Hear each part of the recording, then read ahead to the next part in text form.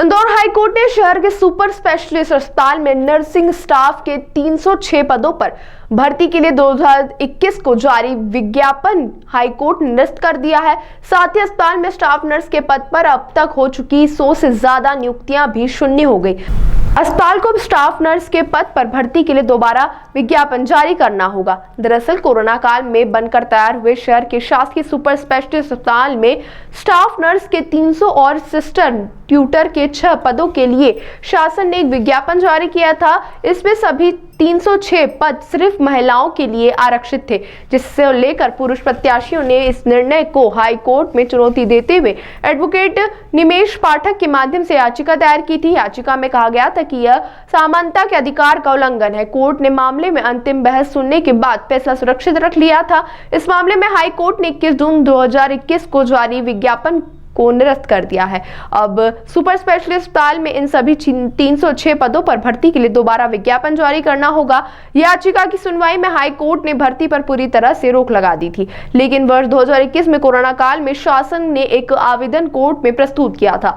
इसमें कहा था कि महामारी के चलते अस्पताल में नर्सिंग स्टाफ की नियुक्ति करना अत्यंत जरूरी है, इसीलिए भर्ती की अनुमति दी जाए। इस पर कोर्ट ने 100 स्टाफ नर्स की नियुक्ति की अनुमति दी थी, लेकिन स्पष्ट कर दिया था कि सभी नियुक्ति याचिका के अंतिम निराकरण के अधीन रहेगी। अब चूंकि कोर्ट ने भर्ती विज्ञापन ही निरस्त कर दिया है, तो सभी नियुक्तियां स्वतः शून्य हो गई हैं। 2021 में कोविड फर्स्ट वेव के बाद में सुपर स्पेशलिटी हॉस्पिटल ने 306 पदों की स्टाफ नर्स और नर्सिंग सिस्टर की वैकेंसी निकाली थी, जिसमें उन्होंने रूल्स का वायलेशन करते हुए पूरे जो 306 पद थे वो महिलाओं के लिए आरक्षित कर दिए थे, जिसको लेकर हम लोगों ने याचिकाकर्ताओं की ओर से माननीय न्यायालय के समक्ष विषय रखा था, याचिका प्रस्तुत कर चुनौती दी थी। उसमें उन्हें अंतरिम आदेश प्रदान करते हुए तत्समय याचिकाकर्ताओं को भी उसमें सम्मिलित होने का न्यायालय द्वारा निर्देशित किया गया था। और ये जब उनकी मेरिट लिस्ट आई तो माननीय न्यायालय ने ये कहा था कि अभी चूँकि उस समय कोविड का सेकंड वेव आ गया था और नर्सिंग स्टाफ की बहुत ज़रूरत थी अस्पतालों में, तो माननीय न्यायालय ने मानवीय दृष्टिकोण रखते हुए कहा था कि अभी आप नियुक्तियां कर लीजिए।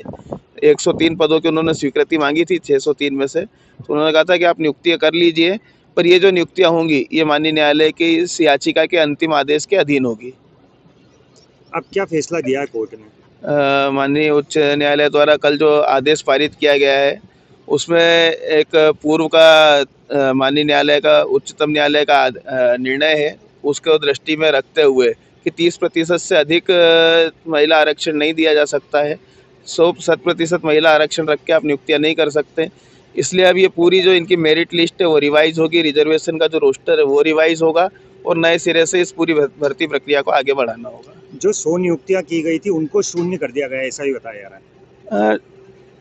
एक्चुअली वो थोड़ा सा टेक्निकल विषय है कि रिजल्ट तो आ गए, रिजल्ट तो रहेंगे, पर अब पूरी वो जो 100 बच्चे हैं उनको भी नई प्रक्रिया में सम्मिलित करके और फिर से नई मेरिट लिस्ट बनानी होगी।